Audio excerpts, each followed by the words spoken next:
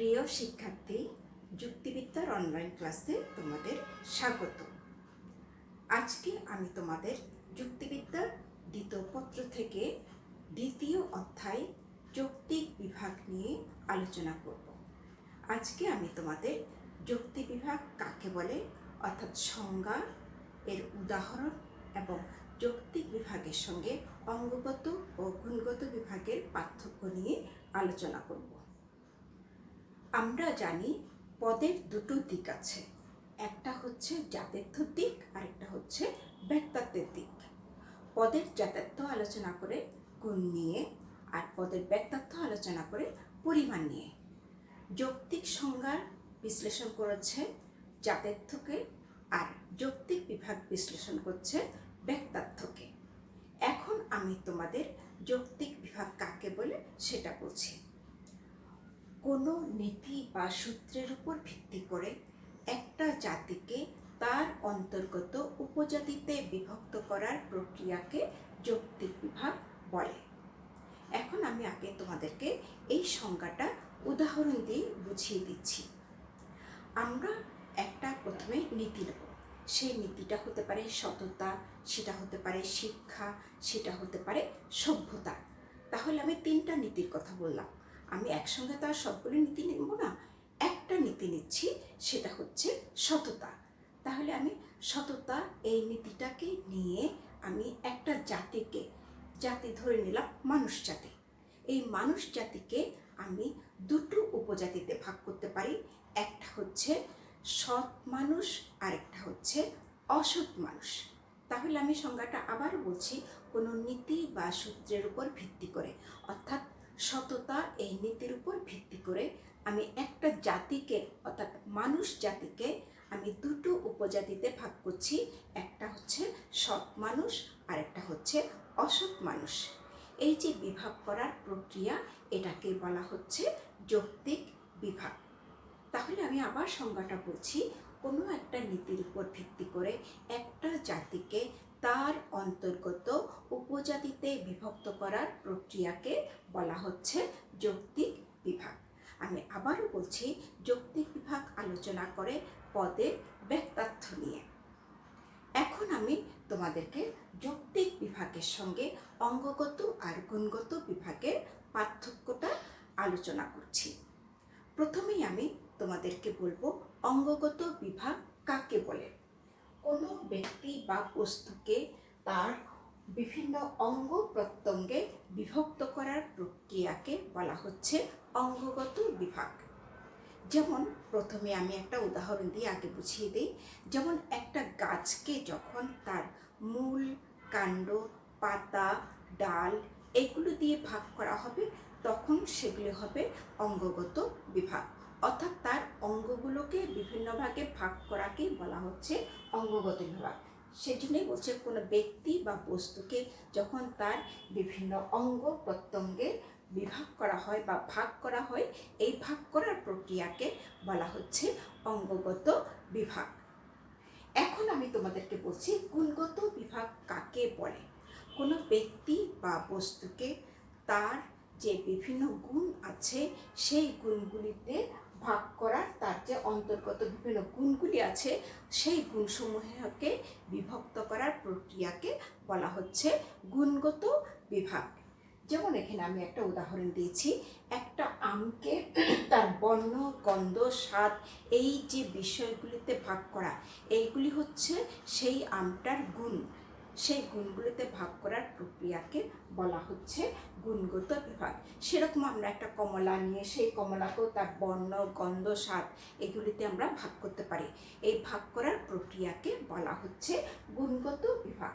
তাহলে আমরা যৌক্তিক বিভাগের প্রকারভেদ নয়, এমনিতেই দুটো আমরা ভাগ পেয়েছি, একটা হচ্ছে অঙ্গগত বিভাগ, গুণগত বিভাগ। তাহলে অঙ্গগত বিভাগ ভাগ করে বিভিন্ন ব্যক্তি আর বস্তুর অঙ্গ প্রত্যঙ্গকে, আর গুণগত বিভাগ ভাগ করে বিভিন্ন ব্যক্তি বা বস্তুর গুণসমূহকে। এখন আমি তোমাদের এই অঙ্গগত আর গুণগত বিভাগের সঙ্গে যৌক্তিক বিভাগের কিসে কিসে পার্থক্য আছে সেই পার্থক্যগুলো নিয়ে আলোচনা করছি। প্রথম পার্থক্যটা হচ্ছে যে যৌক্তিক বিভাগে আমি কিন্তু বলেছি যে একটা নীতি আছে, সেই নীতিগুলিটা কী কী? নীতিকেই জাতি আর উপজাতিতে ভাগ করতে হবে।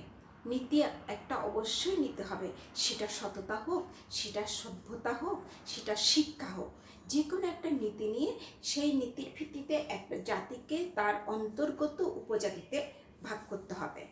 কিন্তু অঙ্গগত আর গুণগত বিভাগে কিন্তু সেই রকম কোনো নীতি প্রয়োজন নেই।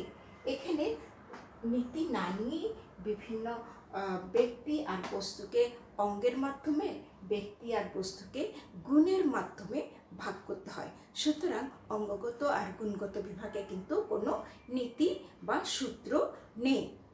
এটা হচ্ছে প্রথম পার্থক্য। এর পরের পার্থক্য হচ্ছে যৌক্তিক বিভাগে জাতিকে উপজাতিতে ভাগ করা হয়। এখানে জাতি বলতে কাকে বোঝাচ্ছি? যেমন ধরো মানুষ জাতি। এখানে আমি একটা মানুষকে উপজাতিতে ভাগ করছি। সেই উপজাতিগুলি কি কি? সৎ মানুষ আর অসৎ মানুষ। তাহলে মানুষটা হচ্ছে এখানে জাতি, আর সৎ মানুষ আর অসৎ মানুষ হচ্ছে উপজাতি। ঠিক আছে?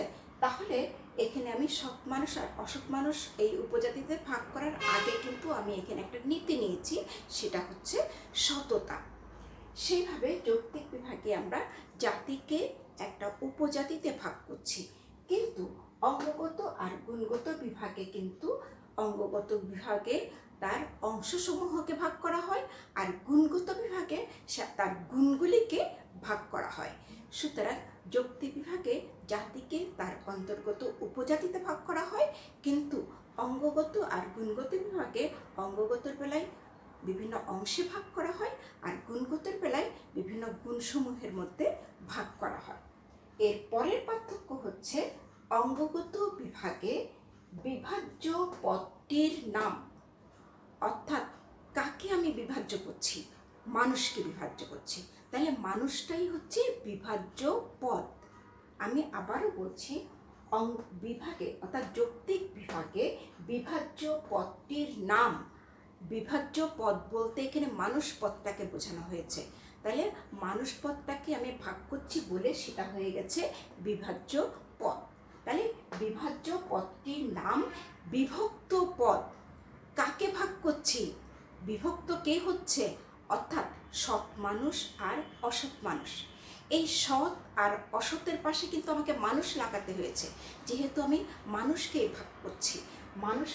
মানুষটাই হচ্ছে বিভাজ্য, আর সেটাকে বিভক্ত করে আমি যে বিভাজ্য পাচ্ছি সেই বিভাজ্য হচ্ছে সৎ আর অসৎ। তাহলে সতের পাশেও আমার মানুষকে লাগাতে হবে, আবার অসতের পাশেও আমাকে মানুষকে লাগাতে হবে। সেজন্য বলা হচ্ছে যৌক্তিক বিভাগে বিভাজ্য পদটির নাম বিভক্ত পদগুলির বেলাতেও প্রযোজ্য।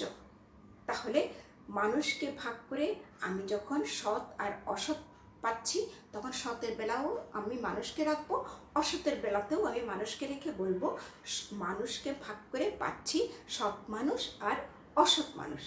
কিন্তু অঙ্গগত আর গুণগত বিভাগে সেই রকম কোনো বিভাজ্য পদও নেই, বিভক্ত উপজাতি বা বিভক্ত পদও নেই।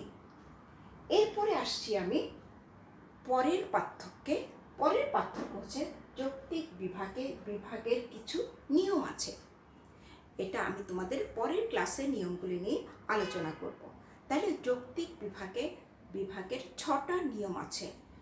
এই 6টা নিয়ম কিন্তু শুধু যৌক্তিক বিভাগই আছে, কিন্তু অঙ্গগত আর গুণগত বিভাগে কিন্তু বিভাগের কোনো নিয়ম নেই।